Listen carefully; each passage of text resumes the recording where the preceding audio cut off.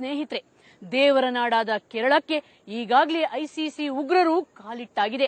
ಅವರ ಅಟ್ಟಹಾಸಕ್ಕೆ ಅದೆಷ್ಟೋ ಯುವಕ ಯುವತಿಯರು ಬಲಿಯಾಗಿದ್ದಾರೆ. ಇನ್ನು ಮಕ್ಕಳನ್ನ ಕಳೆದುಕೊಂಡ ತಂದೆ ತಾಯಿ ಕಣ್ಣೀರಲ್ಲಿ ಕೈ ತೊಳಿತಿದ್ದಾರೆ. ಆ ತಂದೆ ತಾಯಿಯ ಕಣ್ಣೀರ ಕಥೆಯನ್ನ ಕೇಳಲು ಕವರ್ ಸ್ಟೋರಿ ತಂಡ ನೇರವಾಗಿ ಕೇರಳಕ್ಕೆ ಬಂತು. ಅವರ ಒಂದೊಂದು ಕಣ್ಣೀರ ಕಥೆಯನ್ನ ನಿಮ್ಗಾಗಿ ಹೇಳ್ತೀನಿ, ಬನ್ನಿ. ಮಧ್ಯಾಹ್ನವರೆಗೆ ಕಾಲೇಜ್ ಇರೋದು, 1-2 ಗಂಟೆವರೆಗೆ. ಆ ನಂತರ ಇಲ್ಲಿ ಬಂದು ಅವಳು ಬಿಡುವುದು ಅಷ್ಟೇ. ಅವನಿಗೆ ಅವನೇ ಅಲ್ಲ, ಪರ್ಮನೆಂಟ್ ಡ್ರೈವರ್ ಏನಲ್ಲ, ಒಂದು ಲೋಕಲ್ ಡ್ರೈವರ್. ಅವಂದ್ರೆ ಬಜ್ಜಿ 3rd ಕ್ಲಾಸ್ ಉಗ್ರವಾದಿಯಾಗಿ, ಸ್ವಲ್ಪ ರೌಡಿ ಸಮ್ಮನಾಗಿ. ಹಾಗೆ ನಮಗೆ ಇದು ಸಂಗತಿ ಗೊತ್ತಿರಲಿಲ್ಲ. ಈಗ ಇವಳು ಕಾಲೇಜಿಗೆ ಬರ್ತಾಳೆ ಹೋಗ್ತಾಳೆ ಅಷ್ಟೇ ಅಲ್ಲ, ನಮಗೇನಿಲ್ಲ. ಇವರ ಆ ಮೆಡಿಸಿನ್ ಹಾಕಿ ಇವಳನ್ನು ಏನ್ ಮಾಡಿದರು. ಮತ್ತೆ ನಾವು ಈಗ ತಾಯಿ ಇದ್ದಾರೆ, ತಾಯಿ ಅನ್ನೋದ್ರು ಏನಿಲ್ಲ ಅವಳಿಗೆ, ಅಂದ್ರೆ ಅವರಲ್ಲದೆ ಬೇರೆ ಯಾರಿಲ್ಲ, ನಮ್ಮ ಫ್ಯಾಮಿಲಿ ಆಗಲಿ ಯಾರಾಗ್ಲಿ ಅವರಿಗೆ ಯಾವ ಇದಿಲ್ಲ.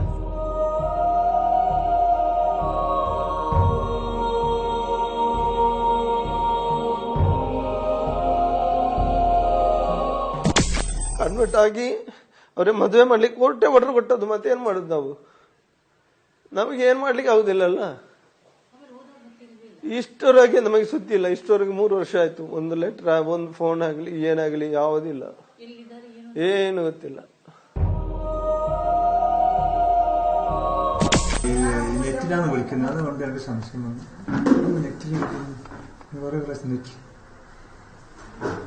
നിങ്ങൾ പോലീസിൽ പരാതി കൊടുത്തിട്ടുണ്ടോ? ചെരുപ്പ് വാങ്ങണ്ട.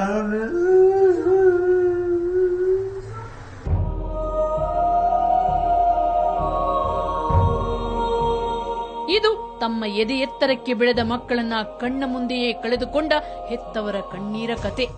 ತಮ್ಮ ಮಕ್ಕಳು ಐಸಿಸಿ ಪಾಲಾಗಿದ್ದಾರೆ ಅನ್ನೋ ಸುದ್ದಿ ಬರ ಸಿಡಿಲಿನಂತೆ ಎರಗಿದಾಗ ಹೆತ್ತವರು ಪಟ್ಟ ಸಂಕಟ ಇದು. IS പെട്ടുപോയിട്ടുണ്ടെങ്കിൽ എനിക്ക് വേണ്ടവന് അത് എന്താണ് ഗവൺമെന്റ് എന്താണ് ചെയ്യുന്നത് അതുപോലെ ചെയ്യാം. അത് നാട് എനിക്കത് മോനായിട്ട് ഞാൻ കാണിയില്ല അവനെ. ಎಸ್, ಇವರೆಲ್ಲ ಕೇರಳದ ಕಾಸರಗೋಡಿನ ನಿವಾಸಿಗಳು. ಇತ್ತೀಚೆಗೆ ಕಾಸರಗೋಡು 1ರಿಂದಲೇ 17 ಮಂದಿ ಹಾಗೂ ಇತರ ಕಡೆಯಿಂದ 5 ಮಂದಿ, ಒಟ್ಟು 21 ಮಂದಿ ಐಸಿಸ್ ಉಗ್ರ ಸಂಘಟನೆ ಸೇರಲು ಭಾರತ ತೊರೆದಿದ್ದಾರೆ ಅನ್ನೋ ದೂರು ದಾಖಲಾಯಿತು. ಇದು ಇಡೀ ದೇಶವನ್ನೇ ಬೆಚ್ಚಿ ಬೀಳಿಸುವಂತೆ ಮಾಡಿತು. ತಕ್ಷಣ ಎಚ್ಚೆತ್ತುಕೊಂಡ ಕೇರಳ ಸರ್ಕಾರ ಈ ಪ್ರಕರಣದ ತನಿಖೆಗೆ ವಿಶೇಷ ತನಿಖಾ ತಂಡ ರಚಿಸಿತು. ಜೊತೆಗೆ ರಾಷ್ಟ್ರೀಯ ತನಿಖಾ ದಳವು ಇದರ ತನಿಖೆ ನಡೆಸುತ್ತಿದೆ.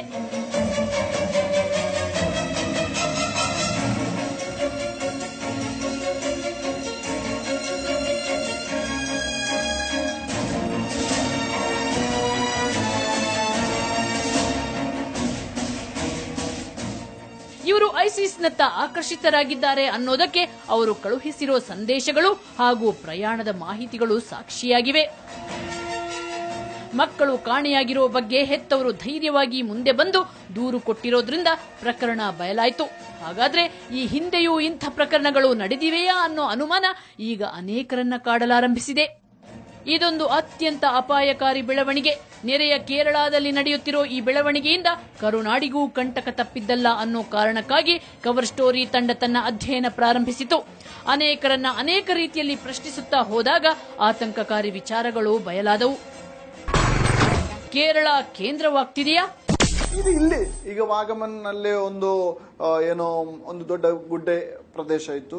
ಅಲ್ಲಿ ತಿಂಗಳಗಟ್ಟಲೆ ಟ್ರೈನಿಂಗ್ ಕೊಟ್ಟಿದ್ರು. ಇಲ್ಲಿಯ ಸರ್ಕಾರಕ್ಕೆ, ಇಲ್ಲಿ ಇಂಟೆಲಿಜೆನ್ಸ್ಗೆ UPA ಸರ್ಕಾರ ಇರುವಾಗ, LDF ಸರ್ಕಾರ ಇರುವಾಗ, ಇಲ್ಲಿ ಕಳೆದ ಕೆಲವು ವರ್ಷಗಳ ಹಿಂದೆ ಅದು ಎಲ್ಲಿ ಕಾಶ್ಮೀರದಲ್ಲಿ ಹೋಗಿ ತೀರಿದ ನಂತರ ಹೊರಗೆ ಬಂದ ತನಿಖೆಯಲ್ಲಿ ಹೊರಗೆ ಬಂದಂಥದ್ದು.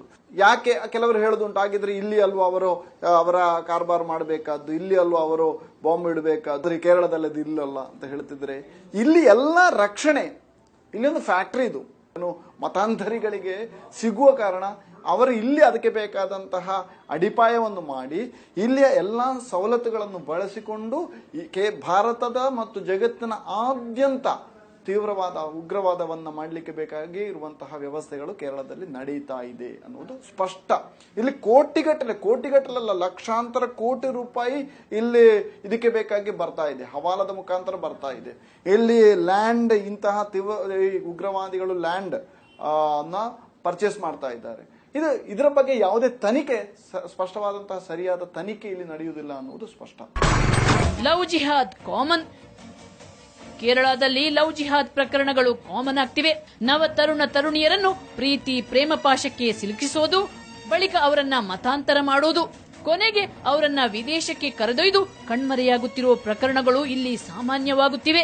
ಇದರಲ್ಲಿ ಐಸಿಸಿ ಕೈವಾಡ ಇದೆಯಾ ಅನ್ನೋ ಶಂಕೆ ಕೂಡ ಈಗ ವ್ಯಕ್ತವಾಗುತ್ತಿದೆ. ಈ ಏರಿಯಾದಲ್ಲಿ ಬಹಳ ಮತಾಂತರ ಮಾಡುವಂತಹ ಒಂದು ಕುಮ್ಮಕ್ಕು ನಡೀತಾ ಇತ್ತು. ಆ ಸಂದರ್ಭದಲ್ಲಿ ನಮಗೆ ಪ್ರಾರಂಭದಲ್ಲಿ ಈ ರೀತಿ ಏನು ಗೊತ್ತಾಗ್ಲಿಲ್ಲ. ಕೊನೆಗೆ ಇವರು ಈ ಮತಾಂತರ ಲವ್ ಜಿಹಾದ್ನಂತಹ ಸಂಘಟನೆಗಳಿಗೆ ಒಳಗಾಗಿ ಯಾವುದೋ ಒಂದು ಆಮಿಷಕ್ಕೆ ಒಳಗಾಗಿ ಈ ರೀತಿ ಮತಾಂತರ ನಡೆದಿದೆ, ಅವು ಲವ್ ಜಿಹಾದಿನ ಮುಖಾಂತರ ಅಂತೇಳಿ ನಮಗೆ ಸ್ಪಷ್ಟವಾಯಿತು.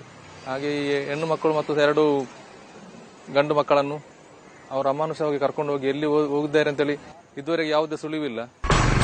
ಪೂರಕವಾಗಿದೆ ಪರಿಸರ. ಐಸಿಸ್ ಉಗ್ರರಿಗೆ ಕೇರಳದ ಕರಾವಳಿ ಹಾಗೂ ದಟ್ಟ ಕಾನನ, ಬಾಂಬ್ ತಯಾರಿಕೆ, ಉಗ್ರ ತರಬೇತಿಯಂತಹ ಚಟುವಟಿಕೆಗೆ ಅನುಕೂಲಕರವಾಗಿದೆ. ಜೊತೆಗೆ ರಾಜಕಾರಣಿಗಳ ಓಟಿನಾಟ ಐಸಿಸ್ ಚಟುವಟಿಕೆಗೆ ಪೂರಕವಾಗಿದೆ ಅನ್ನೋ ದೂರು ಅನೇಕರದ್ದು. ಉನ್ನತ ಮಟ್ಟದ ರಾಜಕೀಯ ಬೆಂಬಲ ಈ ತೀವ್ರವಾದಿ ಸಂಘಟನೆಗಳಿಗೆ ಇದೆ. ಅವರಿಗೆ ಎಲ್ಲರಿಗೂ ಅವರ 4 ಓಟು, ಅವರ 4 ಸೀಟು, ನಾಳೆ ಅಧಿಕಾರ ಇದು ಬೇಕು. ಆದ ಕಾರಣ ಇವರನ್ನ ಪ್ರೋತ್ಸಾಹಿಸುವಂತಹ ಒಂದು ನಿಲುವನ್ನ ಎಡ ಮತ್ತು ಬಲ ರಂಗಗಳು ಸ್ವೀಕರಿಸ್ತಾ ಇದೆ. ಅದಕ್ಕೋಸ್ಕರ ಇಷ್ಟು ದೊಡ್ಡ ಅನಾಹುತ ಕೇರಳದಲ್ಲಿ ಆಗ್ತಾ ಇದೆ. ಇವಾಗ ಕಾಶ್ಮೀರಕ್ಕಿಂತಲೂ ಅವಘಡಗೆರೆಯುವಂತಹ ಒಂದು ಸ್ಥಿತಿ ಇಲ್ಲಿ ನಿರ್ಮಾಣ ಆಗಿದೆ. ಒಂದು ಕುಟುಂಬದ ಎಲ್ಲ ಸದಸ್ಯರು ಐಎಸ್ಸಿಗೆ ಸೇರ್ಪಡೆ ಆಗ್ತಾರೆ ಅಂತ ಹೇಳಿದ್ರೆ ಏನು ನಾವು ಹೇಳಬೇಕು? ಕಾಶ್ಮೀರಕ್ಕಿಂತಲೂ ಕಷ್ಟ. ಐಸಿಸ್ ಉಗ್ರರ ಛಾಯೆ ಕರುನಾಡಿನ ಗಡಿ ಕಾಸರಗೋಡ್ನಲ್ಲಿ ದಟ್ಟವಾಗಿರೋದ್ರಿಂದ ಕರುನಾಡಿಗೂ ಅಪಾಯ ಕಟ್ಟಿಟ್ಟ ಬುತ್ತಿ. ಅದು ಹೇಗೆ ಅನ್ನೋದನ್ನ ತಿಳಿಯಲು ಹೊರಟ ನಮಗೆ ಮತ್ತಷ್ಟು ಶಾಕಿಂಗ್ ಮಾಹಿತಿ ಲಭ್ಯವಾಯಿತು.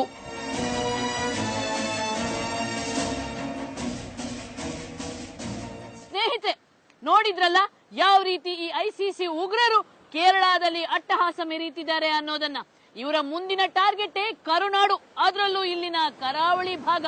ಇಲ್ಲಿ ಅವರು ಯಾವ ರೀತಿ ದಾಳಿ ಮಾಡಲು ಪ್ಲಾನ್ ಮಾಡ್ತಿದ್ದಾರೆ ಅನ್ನೋದನ್ನ ಹೇಳ್ತೀನಿ ಚಿಕ್ಕ ಬ್ರೇಕ್ನ ನಂತರ.